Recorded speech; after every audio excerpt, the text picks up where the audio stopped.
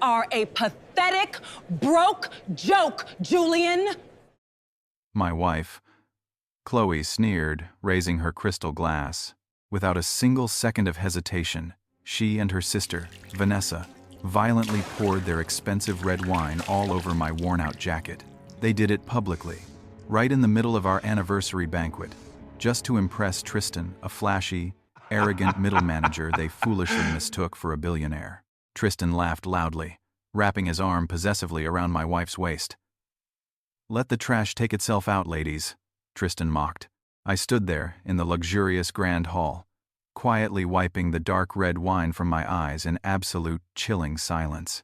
They had absolutely no idea that Tristan's entire company, the very marble floor they stood on, and the multi-billion-dollar Vance real estate empire all secretly belonged to me, Julian Vance. My grueling 3-year undercover test was officially over tonight, and their permanent eviction notice was about to be brutally served. The grand ballroom of the Vance Plaza Hotel was a blinding display of immense wealth. Massive crystal chandeliers cast a brilliant golden glow over the city's most elite guests. I, Julian Vance, stood quietly in the corner of the lavish room. I was wearing my faded gray jacket, carefully holding a small, neatly wrapped velvet box. Tonight was my 3rd wedding anniversary with Chloe. It was also the final night of the brutal 3-year poverty test my grandfather had strictly ordered before I could officially inherit the multi-billion-dollar Vance real estate empire. "Are you seriously going to give her that cheap trash?" A harsh, mocking voice suddenly interrupted my thoughts. It was Vanessa, my wife's older sister. She glared at my small gift box with absolute disgust, arrogantly swirling a glass of expensive red wine in her hand. Right beside her stood my wife, Chloe. Chloe was wearing a stunning, shimmering evening gown that she had bought using her maxed-out credit cards. She stood completely rigid, refusing to even look at me. "Julian, you are completely embarrassing me," Chloe hissed, taking a step away from me as if my poverty was contagious. "Look around you. Everyone here is someone important, and you look like a pathetic janitor." Before I could calmly explain that this very hotel actually belonged to me, the heavy mahogany ballroom doors swung wide open. Tristan walked in. He was a flashy, loud middle manager who worked for one of my lowest subsidiary companies. But to Chloe and Vanessa, Tristan was the ultimate billionaire catch. "Ladies," Tristan announced loudly, flashing a fake, arrogant smile. He walked straight past me and confidently wrapped his arm around Chloe's waist. My wife did not push him away. She leaned into him perfectly. "Tristan, thank God you are here," Vanessa laughed, pointing a sharp, manicured finger directly at my chest. "We were just trying to get rid of this broke loser." Tristan looked me up and down, scoffing loudly enough for the surrounding wealthy guests to hear. "Chloe, you deserve a king, not a pathetic peasant who cannot even afford a proper suit." Chloe looked at Tristan with pure admiration, then turned her cold, heartless eyes back to me. "Tristan is right, Julian. I am done wasting my youth on a failure. I want a divorce." To make her point completely clear to Tristan, Chloe suddenly snatched the crystal glass of dark red wine from Vanessa's hand.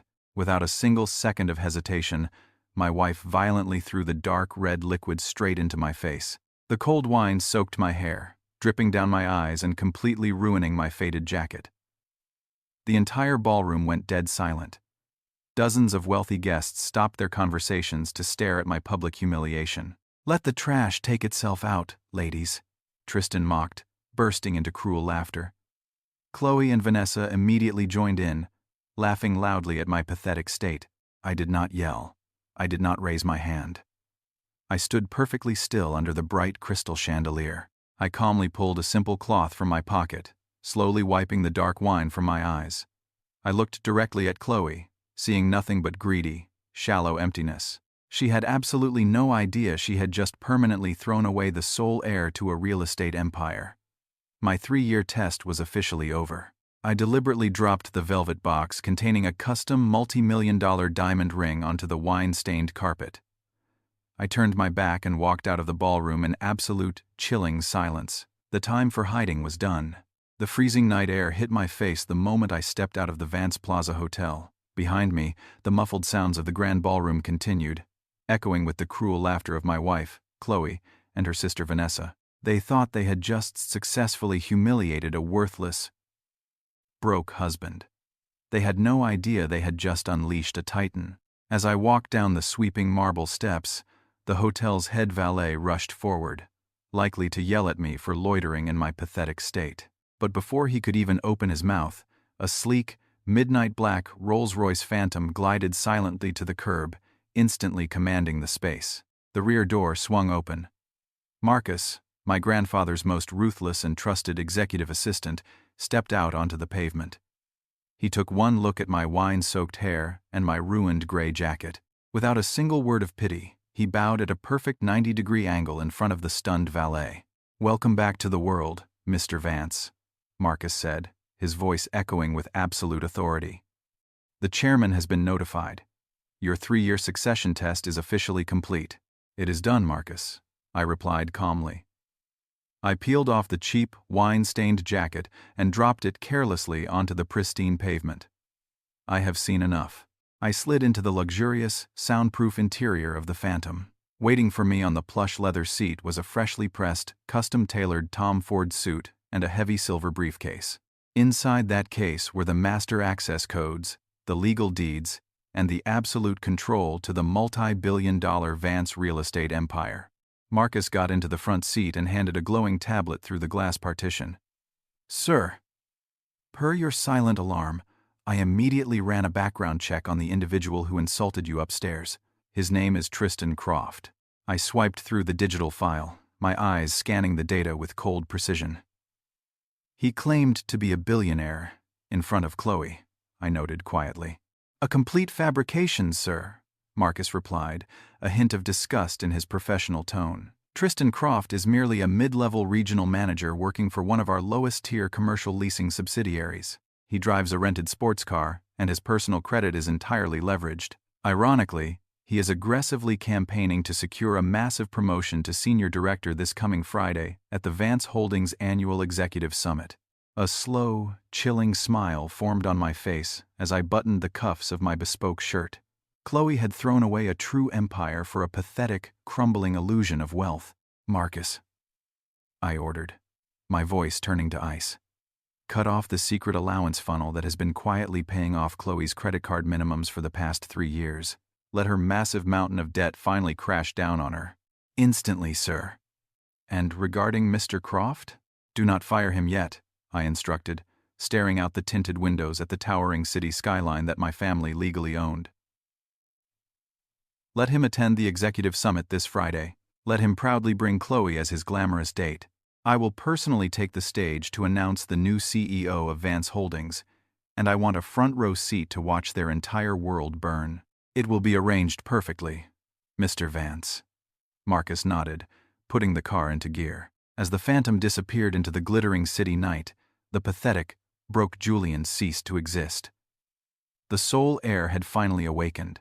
The days leading up to the Vance Holdings Annual Executive Summit were a masterpiece of pathetic delusion. Chloe and Vanessa paraded around the city, utterly convinced they had finally secured their place in the billionaire elite. They had absolutely no idea that the invisible safety net keeping them afloat had already been ruthlessly cut. The first crack in their perfect illusion appeared on Thursday afternoon. Chloe stood at the VIP checkout counter of an exclusive designer boutique, proudly slapping her platinum credit card onto the glass counter. She was purchasing a $10,000 shimmering evening gown for the summit. "I am sorry, madam," the cashier whispered nervously, sliding the card back. Chloe's face flushed a furious shade of red. "That is impossible! Run it again! My ex-husband always pays the minimums." "I tried 3 times, madam. The account is entirely frozen due to massive delinquency." Vanessa quickly stepped in, snatching the card away to save face. "Do not cause a scene, Chloe. Julian is probably just being petty because he is broke and homeless now. Tristan will buy it for you. He is going to be the senior director of the entire region tomorrow." Tristan did end up paying for the dress, though his forced smile thinly masked the panic of maxing out his own heavily leveraged credit limits. He convinced himself it was merely a temporary investment. After all, Tonight was the night he would finally secure his massive promotion and enter the big leagues. Friday evening arrived with blinding elegance. The Vance Grand Pavilion was a towering masterpiece of glass and steel, glowing brilliantly under the city lights. Tristan pulled up to the VIP valet in a bright red, rented Lamborghini. Chloe stepped out in her unpaid designer gown, confidently linking arms with Tristan, while Vanessa trailed behind them, recording every luxurious second for her social media. Inside the massive banquet hall, Tristan strutted through the crowd of elite executives like a conquering king. He loudly introduced Chloe to his mid-level colleagues, desperately trying to project the image of a wealthy titan. "Enjoy the view, ladies," Tristan boasted, handing Chloe a crystal glass of vintage champagne. "By the end of tonight, I will be running the entire commercial division. We will be shopping for penthouses tomorrow morning." Chloe smiled greedily, taking a sip of the champagne. She looked around the breathtaking room, completely mesmerized by the immense, terrifying wealth of the Vance Empire. "It is perfect, Tristan. So much better than that pathetic loser I wasted 3 years with." Suddenly, the grand crystal chandeliers dimmed. A heavy hush fell over the thousands of attendees as the velvet curtains on the main stage slowly parted. Marcus, the ruthless executive assistant, stepped up to the silver microphone. "Ladies and gentlemen, distinguished guests of Vance Holdings." Marcus's voice echoed with absolute authority. "Tonight is not just an annual celebration. Tonight, our chairman officially steps down to introduce the sole heir and the new CEO of this multi-billion-dollar real estate empire." Tristan puffed out his chest, leaning in to whisper proudly in Chloe's ear, "This is it, babe. Watch closely." He had absolutely no idea how right he was. They were about to watch very, very closely. The heavy velvet curtains parted completely, revealing the towering figure of my grandfather, the chairman of Vance Holdings. He did not look at the thousands of expectant faces in the crowd. Instead, he turned his gaze toward the grand staircase descending onto the stage. "Ladies and gentlemen," my grandfather's voice boomed through the speakers, "I step down tonight to present to you the sole heir and the new CEO of the Vance Empire, Julian Vance." A massive spotlight swung instantly toward the top of the staircase. I stepped out of the shadows, wearing my immaculate, custom-tailored Tom Ford suit.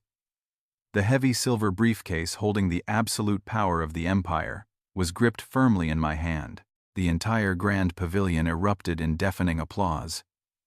But my eyes were locked on only one table in the front row.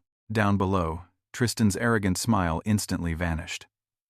The crystal glass of vintage champagne slipped from his trembling fingers, shattering loudly against the marble floor. Chloe stood completely frozen, her eyes wide with a mixture of absolute terror and disbelief. She stared at my face, then at the massive Vance Holdings logo glowing behind me, slowly connecting the devastating dots. Vanessa covered her mouth in shock, her manicured nails digging deep into her own skin. The broke loser they had publicly humiliated with cheap red wine just days ago was now standing before them as a god of the business world. I walked down the stairs with slow, measured steps, ignoring the cheering executives. I walked directly to the edge of the stage, stopping right in front of Tristan and Chloe. "Mr. Croft," I spoke into the silver microphone. My voice echoed through the massive pavilion, cold and absolute. "You were expecting a massive promotion tonight. Instead, you are officially terminated from every subsidiary of Vance Holdings, effective immediately." Tristan's knees buckled. He looked around wildly for help, but his mid-level colleagues were already backing away from him like he was a contagious disease. 2 towering security guards immediately stepped forward, grabbing Tristan by the arms to drag him out of the building. Chloe suddenly rushed forward, pushing past the security guards with tears streaming down her perfectly made-up face. "Julian! Julian, please!" she cried out desperately, reaching for the edge of the stage. "I didn't know." I was confused. "We are still married, Julian. I still love you." I looked down at her unpaid designer gown, the exact one she had bought with credit she could no longer afford. "You did not love me, Chloe," I replied, my voice completely devoid of any emotion. "You loved a pathetic illusion of wealth. And tonight, your illusion is over. Marcus has already filed the divorce papers, and your hidden allowance has been permanently cut off. Without waiting for her pathetic response, I turned my back on her and walked toward my grandfather to officially take my rightful place. The 3-year test was done. The trash had taken itself out. And my true reign had finally begun. The heavy mahogany doors of the Vance Grand Pavilion slammed shut behind Tristan as the security guards ruthlessly threw him out into the cold street. Inside the grand hall, the deafening silence returned. Chloe collapsed onto her knees, the expensive fabric of her unpaid shimmering evening gown pooling around her on the marble floor. She was trembling violently, staring up at me, Julian Vance, as if looking at a terrifying stranger. Marcus, my trusted executive assistant, calmly walked down the stage steps and approached her. He did not show a single ounce of pity. Marcus held a sleek black folder in his gloved hands. "Chloe," Marcus stated coldly, dropping the thick stack of legal documents right in front of her. "These are the finalized divorce papers signed by Mr. Vance. Furthermore, the Vance Banking Division has officially frozen all your leveraged credit accounts. The boutique has already been notified that the $10,000 dress you are currently wearing was purchased with fraudulent funds." Chloe gasped, burying her face in her hands as the reality of her massive, insurmountable debt finally crashed down on her. Suddenly, a quiet, shuffling sound caught my attention. Vanessa, who had been cowardly hiding behind a marble pillar, was trying to quietly sneak toward the exit doors. "Vanessa!" I called out from the stage, my voice echoing sharply through the silent pavilion. Vanessa froze instantly, her face turning a sickly shade of pale. She slowly turned around, looking at me with pure terror. "Your luxury boutique leases its storefront from Vance Commercial," I reminded her calmly. "As of midnight tonight, your lease is permanently terminated for violating the corporate morality clause. You have until tomorrow morning to pack your things and vacate my property." Vanessa burst into tears, dropping her expensive phone onto the floor. Instead of apologizing, she turned and pointed a shaking finger at her own sister. "This is all your fault, Chloe. You told me Julian was a worthless loser. You dragged me down with you." "Me?" Chloe shrieked back, her perfect makeup completely ruined by dark mascara tears. She scrambled to her feet, glaring at her sister with pure hatred. "You were the one who handed me the red wine, Vanessa. You were the one who told me to impress Tristan. You ruined my life." I stood next to my grandfather under the bright crystal chandelier, watching the two sisters viciously tear each other apart like starving wolves. It was a pathetic, tragic sight. I did not feel any anger anymore. I did not need to yell or pour wine on them. I only felt the absolute, chilling peace of a true heir, reclaiming his stolen throne. The trash was finally taking itself out.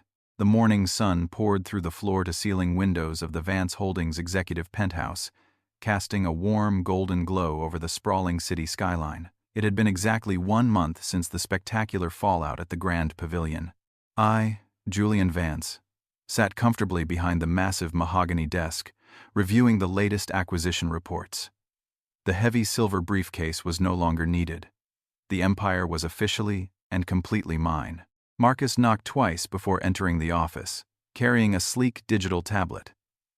"Good morning, Mr. Vance," he greeted respectfully, handing me the device. "Morning, Marcus. What is the final status of our former associates?" I asked, calmly turning my attention to the screen. "Tristan Croft's personal bankruptcy was legally finalized yesterday," Marcus reported with cold efficiency.